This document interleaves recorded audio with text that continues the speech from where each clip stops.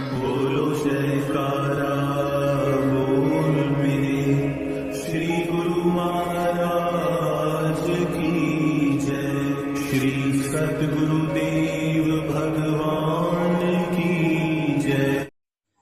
सतगुरु मेरा शोरमा करे शब्द की चोट, मारे गोला प्रेम का ढाए भरम का कोट। मेरे सतगुरु वह सूरवीर है जो शब्द की चोट लगाकर अंतर के दुश्मनों को, जो हर वक्त घात लगाए बैठे रहते हैं, जड़ से समाप्त कर देता है।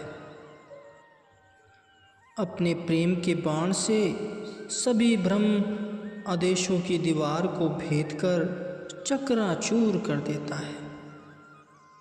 महाभारत के युद्ध में मैदान भीष्म पितामह तीरों की सैया पर लेटे हुए थे। उनका सिर नीचे लटक रहा था। उसे आधार देने के लिए उन्होंने तकिया मंगवाया। दुर्योधन शीघ्र ही नरम से नरम तकिया ढूंढ कर ले आया, लेकिन पितामह ने कहा कि अर्जुन से कहो कि वह मेरे सिर को आधार दे। शूरवीरों की बोली शूरवीर ही समझते हैं। तभी अर्जुन ने आकर 2-3 लंबे तीर पितामह के सिर के नीचे कर दिए। तब पितामह को सांत्वना मिली।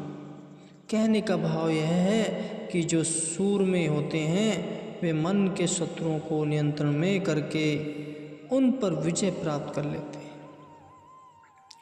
और वे शरीर की ममता व लगाव में नहीं फंसते। देवराज इंद्र ने अर्जुन को एक बार इंद्रलोक में बुलाया।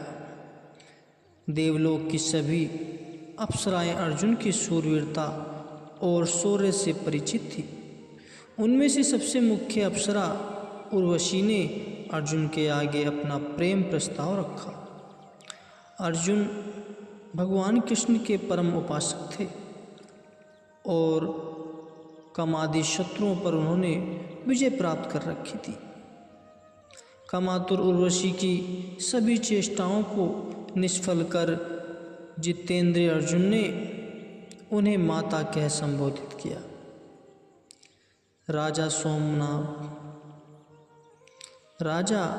शोभनाभ के पास कितने ही नकली नानक आए जो काम वासना के अधीन हो अपना सर्वस्व गवा बैठे, लेकिन जब वास्तव में श्री गुरु नानक देव जी ने वहाँ कृपा फरमाई तो उन्होंने उन स्त्रियों पर दया करके उन्हें शरीर की नश्वरता का बोध करवाया। उन्हें नरकों से निकालकर स्वर्ग व मोक्ष की राह बतलाई। फिर तो वे शर्मसार होकर उनके चरणों में नतमस्तक हो गई। ऐसी शक्ति केवल पूर्ण महापुरुषों के पास ही हुआ करती है। वही अपने संपर्क में आने वाले जीवों को माया के चुंगल से छुड़वाकर सुरक्षा प्रदान कर। एक समय की बात है, महर्षि वेदव्यास जी ने एक बार जय मुनि ऋषि को कहा कि भगवान की माया बहुत प्रबल है। सद्गुरु की शरण में जाए बिना उसके चुंगल से बच पाना असंभव है।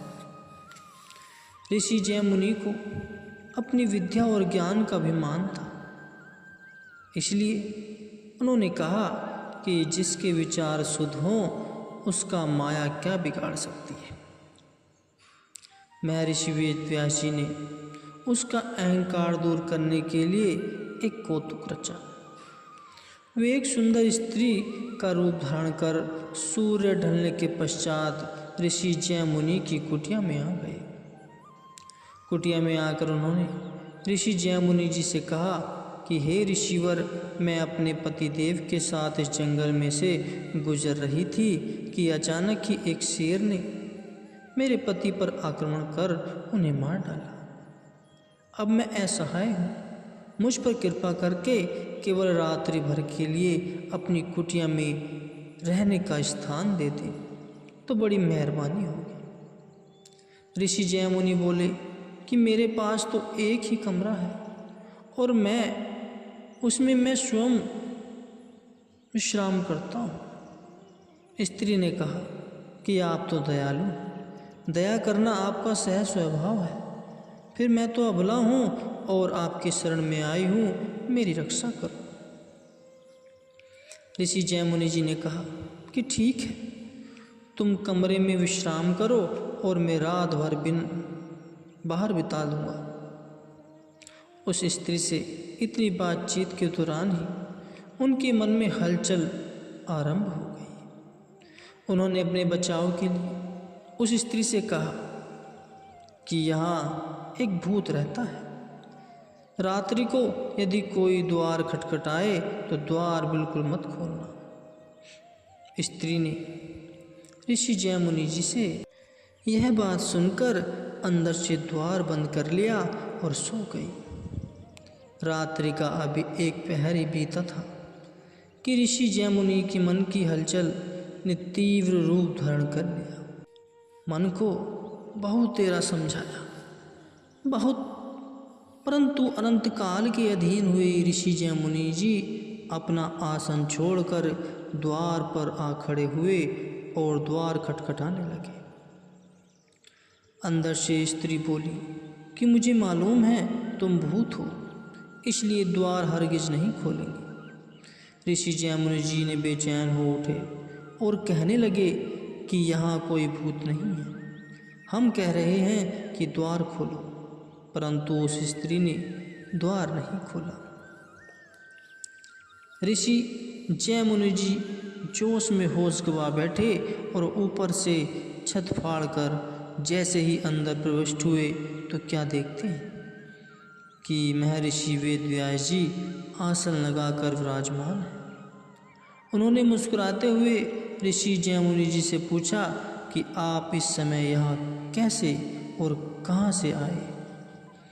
यह सुनकर ऋषि जयमुनि शर्मिंदा होकर उनके चरणों पर गिर पड़े और अपनी भूल के लिए क्षमा मांगने लगे।